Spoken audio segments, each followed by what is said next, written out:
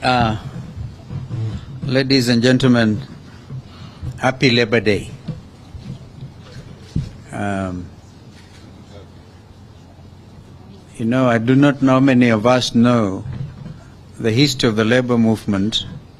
Some workers in Australia 167 years ago demonstrated, and they were agitating, instead of working from sunrise to sunset, be allowed at least to work for 8 hours. And that challenge was taken up across the seas in Chicago.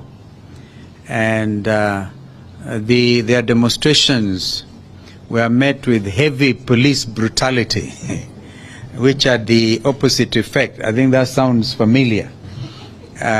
Even so, those who go to celebrate Workers' Day must also know that these things over time have not come in easy. It took people's struggling to get to where we are. Until then, in American society at that time, 167 years ago, the issue was between capital and labor. And of course, as an independent country, we then, in 1963, decided to be part of the international labor movement.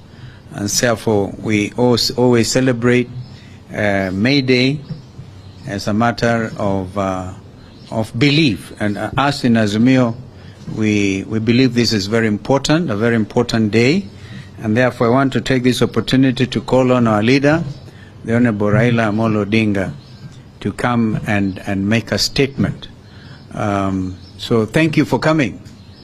Maybe at the end of it, 1 or 2 questions. Thank you. So, members of the media, good afternoon.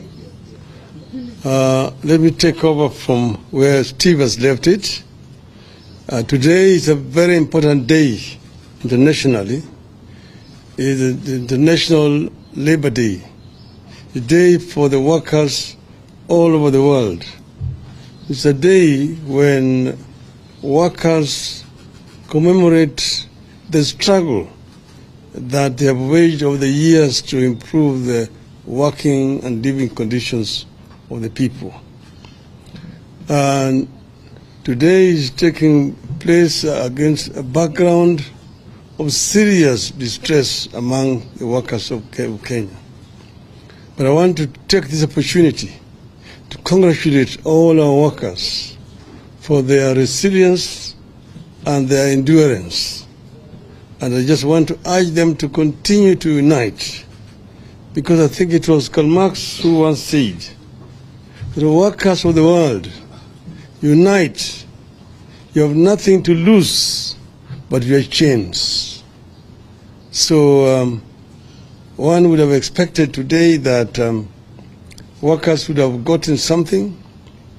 Unfortunately, nothing has happened to the workers, basically because of the lack of concern by those who at the moment have the responsibility to manage affairs of our country.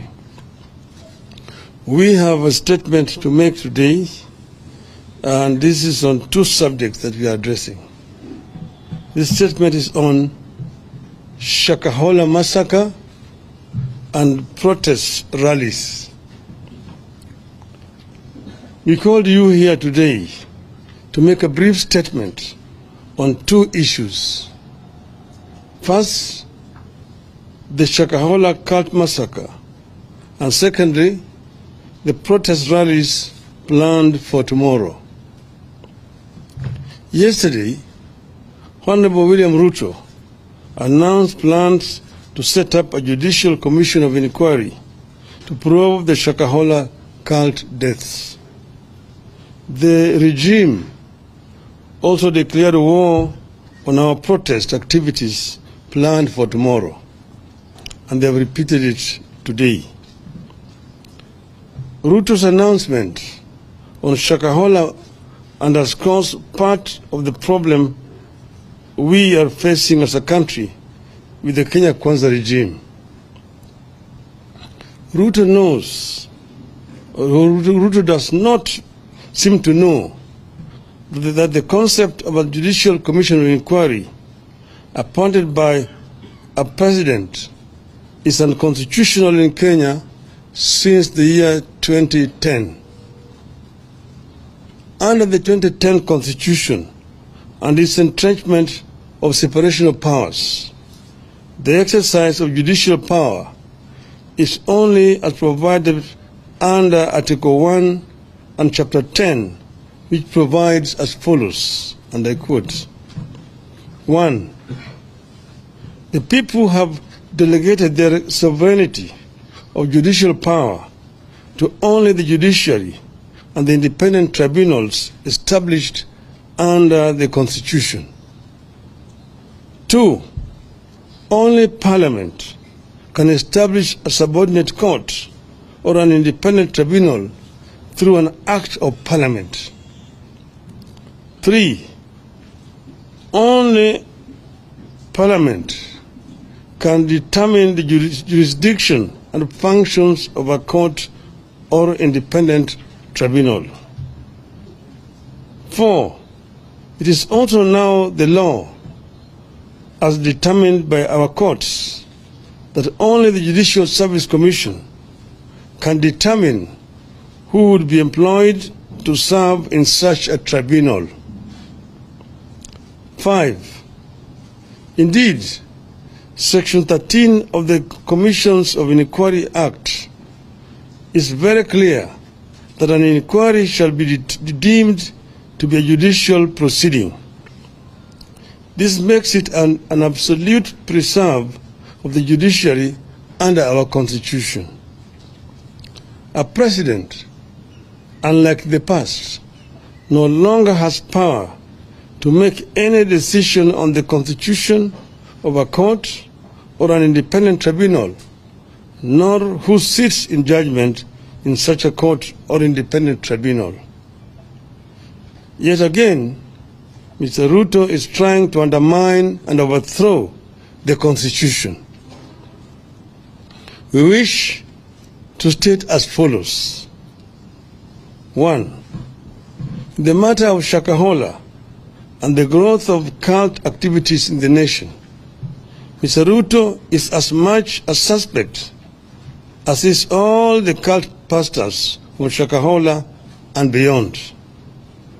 He owes the people of Kenya an explanation before he purports to be trying to solve the problem.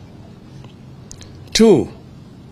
The so-called pastors are the people who set up the so-called sanctuary at Ruto's former official residence in Karen as the deputy president.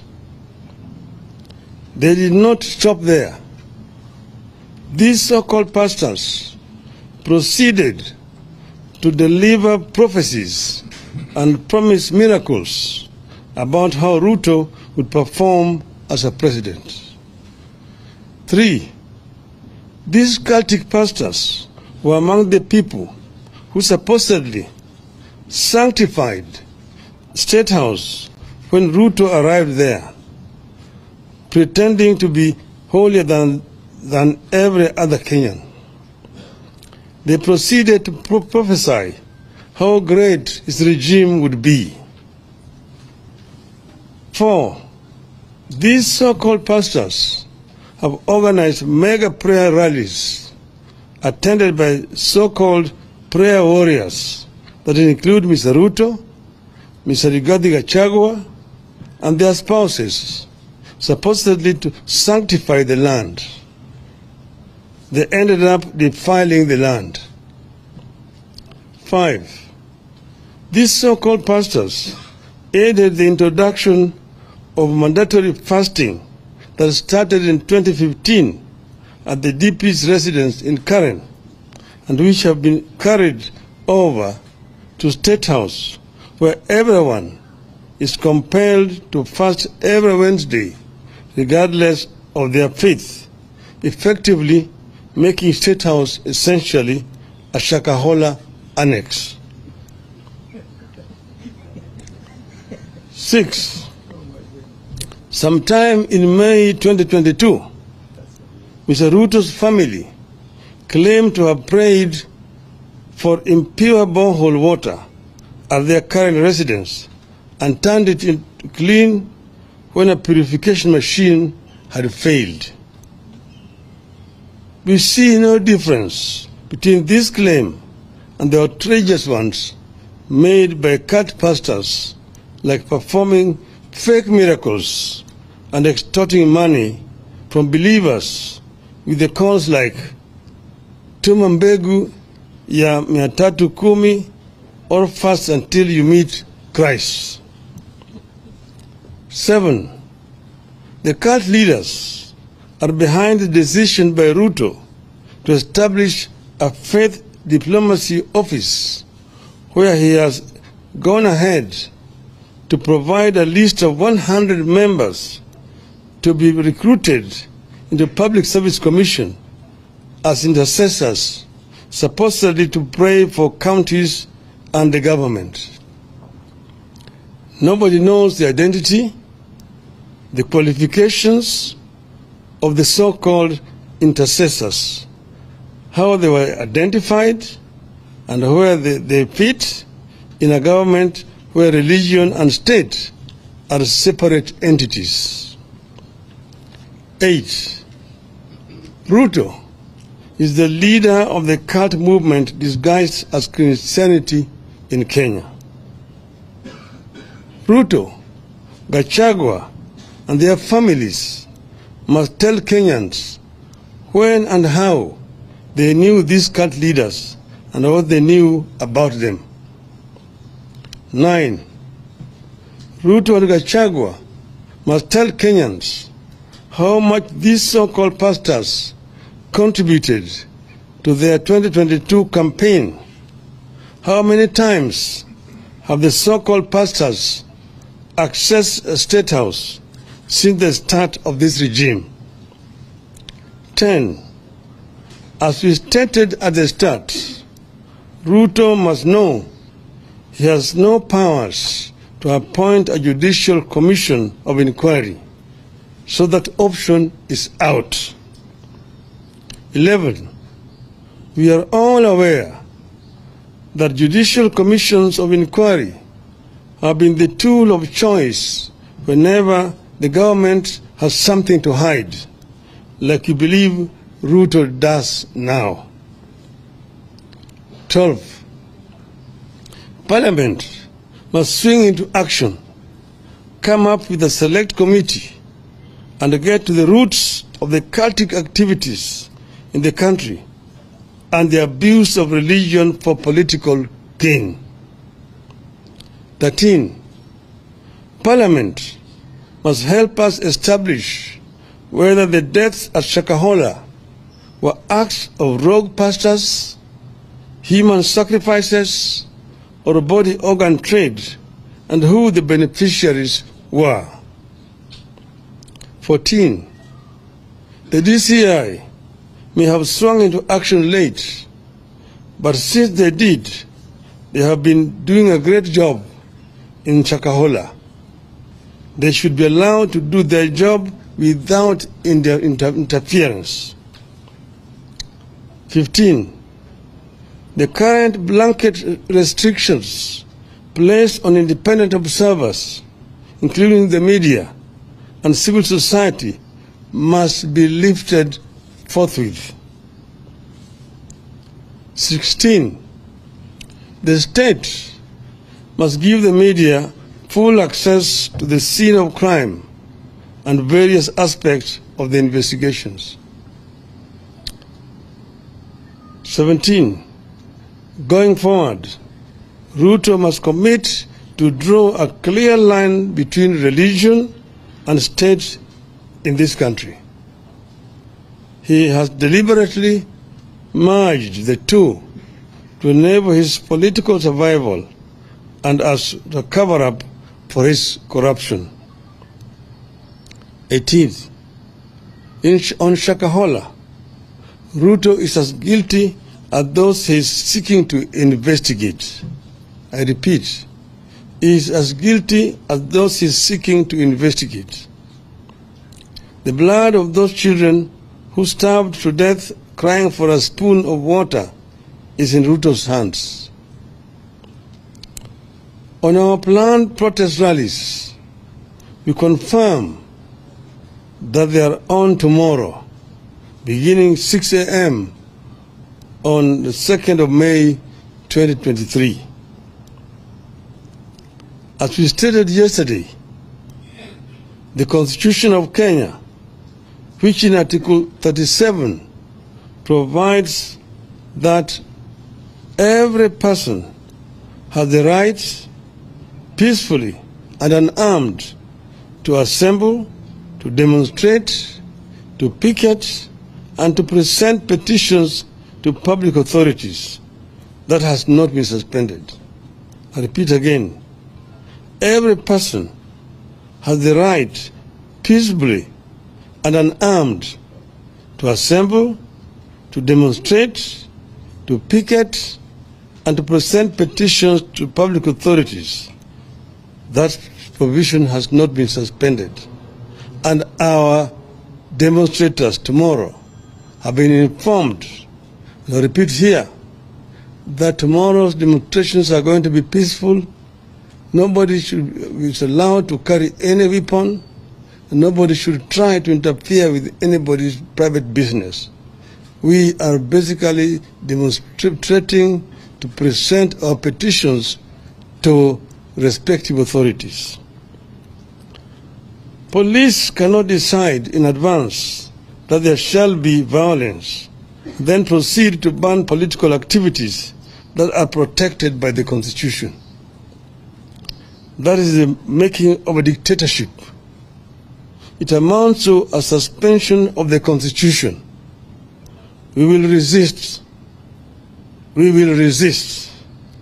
As we said yesterday, we shall present a petition to the IEBC, the Office of the President, the National Treasury, and the Public Service Commission.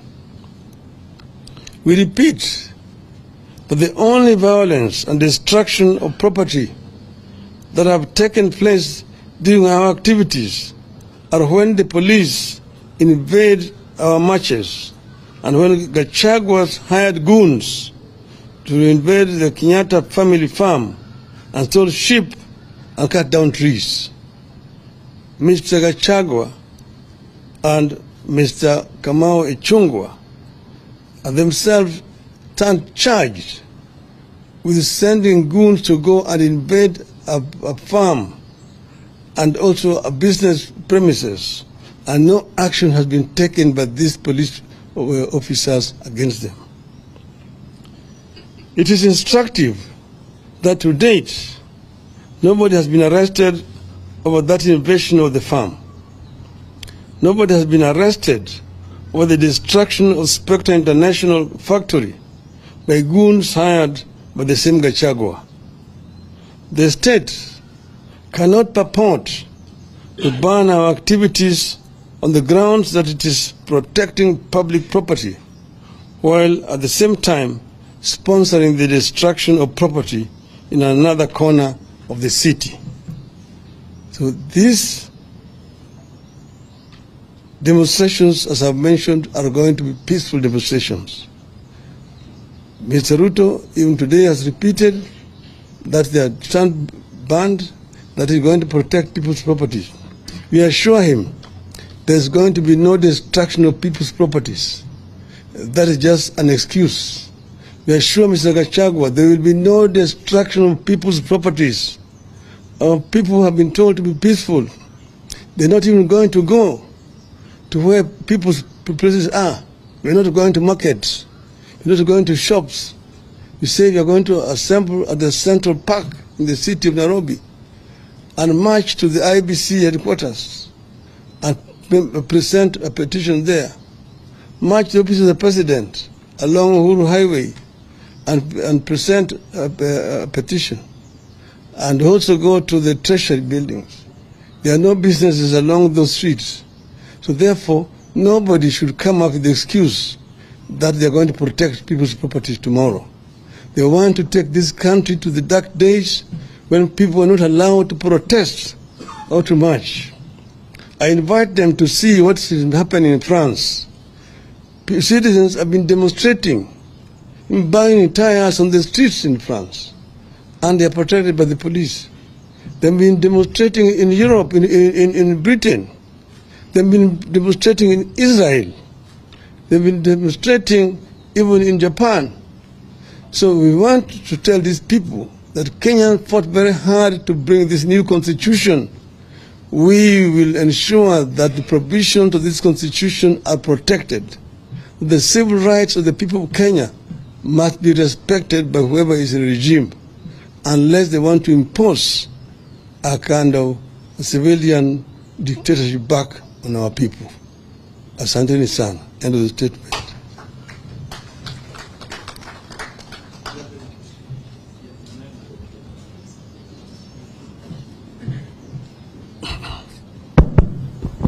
My name is Emmanuel Toh from KTN News. Just one question. Your previous attempts to access the CBD weren't successful. Okay. Raise your voice. All right. My name is Emmanuel Toh from KTN News. Your previous attempts to access the CBD were unsuccessful, and tomorrow you've targeted at least 4 government installations. How are you going to do this time around, and how are you going to access? Thank you. Well, of course, you know where those institutions are. Last time, we were barred from entering CBD. We therefore were forced to actually go on the periphery of the towns. We never chose to go to a place like Madari, or to Kawangware, or Kangemi, or Kibra, Mukuru Kwanjenga, Pipeline, and so on. But we were denied access to the CBD, where we had applied to go and peacefully demonstrate and present our petitions to the authorities concerned. Today they are actually trying to repeat the same thing. You said that Kenyans fought so hard to bring this constitution to life, and that it is the responsibility of each and every Kenyan to defend provisions of this constitution. If what these people are saying today is allowed to hold water, no Kenyan will ever be able to do any demonstration. All demonstrations will be illegal under the guise that you are going to be destroying people's properties, you are going to interfere with businesses of people, and so on. So they are trying to create a very, very dangerous precedent, and this must be resisted by all means.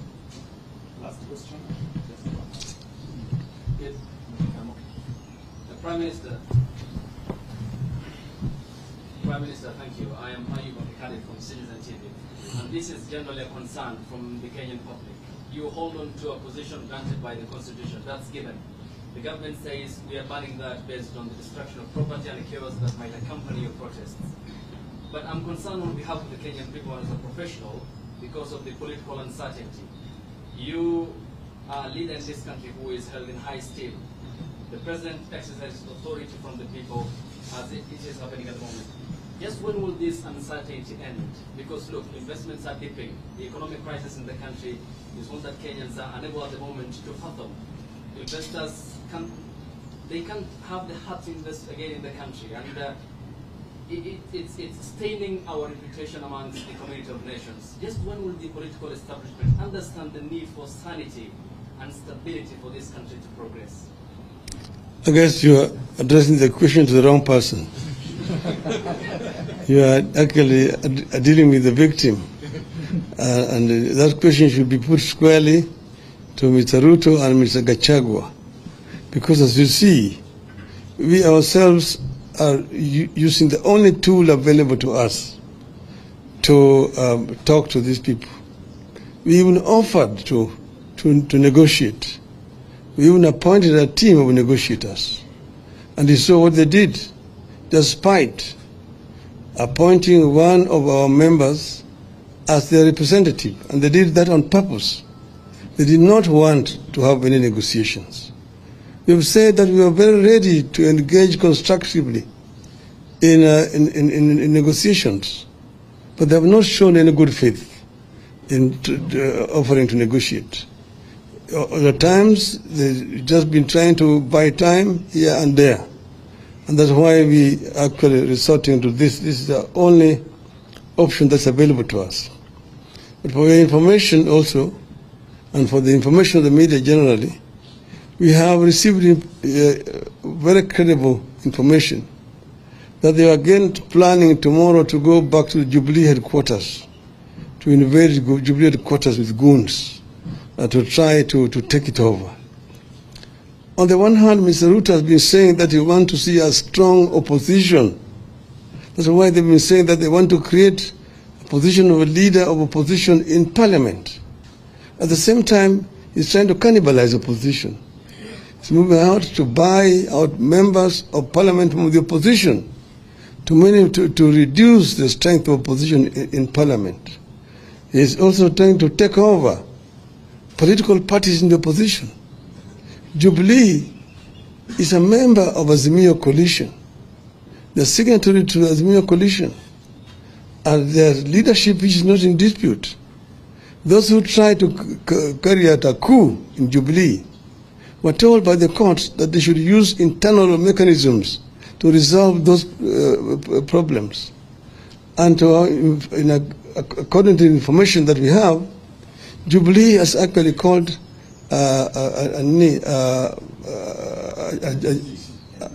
NDC, National Delegates Convention. Why don't they wait for that? Why they hurry to try to take over Jubilee by force? This basically shows you that people who are hell-bent on trying to return this country to a single-party dictatorship, which we came from those other days. So we are people who are defending the gains which have been made by the people of Kenya. We will not sit down and watch them try to do it. We will resist. And that's why we are here.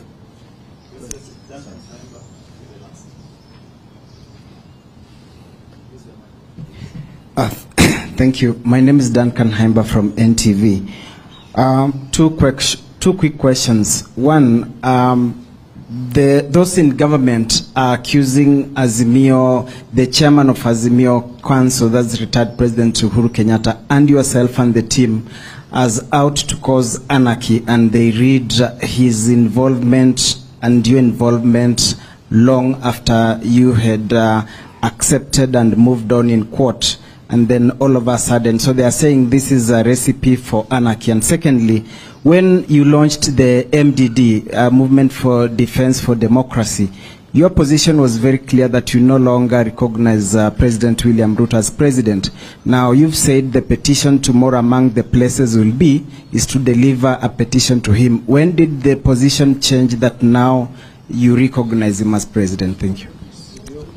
I did not say that I'm presenting a petition to Mr. Ruto. I said we are presenting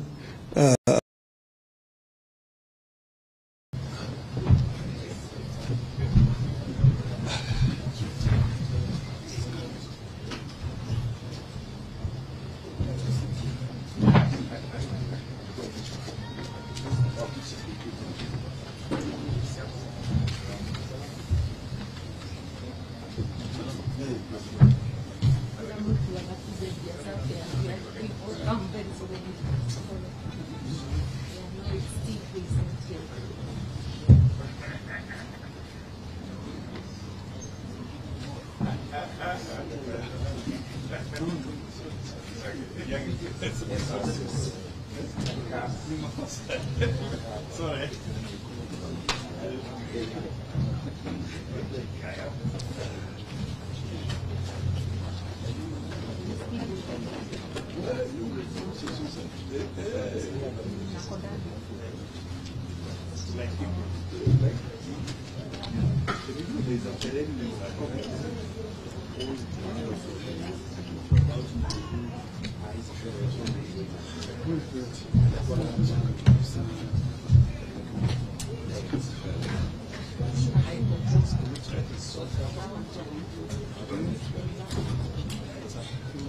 Come on,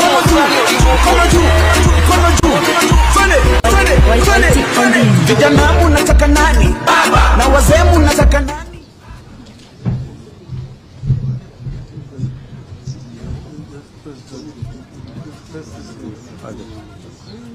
Like that. It's okay.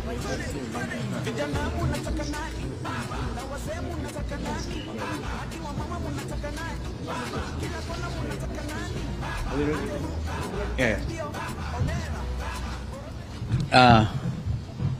Ladies and gentlemen, happy Labor Day.